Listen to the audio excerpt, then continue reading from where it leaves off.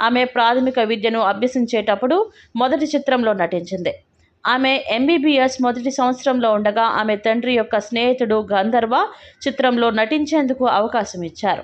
అమ్మోరు చిత్రం విజయవంతమైన తర్వాత ఆమె చదువును మధ్యలోనే ఆపేసింది. తర్వాత ఆమె తెలుగు చిత్రంగ ప్రవేశం చేసింది. తెలుగు చిత్ర పరిశ్రమలో ఆమె మంచి పేరు ప్రఖ్యాతులు గడించి విజయ ఢంకా మోగించింది. ఆమె కన్నడ, తమిళం, మలయాళం చిత్రాలతో పాటు ఒక హిందీ చిత్రంలో కూడా నటించింది. తర్వాత ఆమె తెలుగు చిత్రరంగ ప్రవేశం చేసింది. తెలుగు చిత్ర పరిశ్రమలో ఆమె మంచి పేరు ప్రఖ్యాతులు గడించి విజయ ఢంకా మ్రోగించింది. ఆమె కన్నడ, తమిళం, మలయాళం చిత్రాలతో పాటు ఒక హిందీ చిత్రంలో కూడా నటించింది. హిందీలో ఆమె అమితాబ్ బచ్చన్తో కలిసి సూర్యవంశ్ అనే హిందీ చిత్రంలో నటించింది.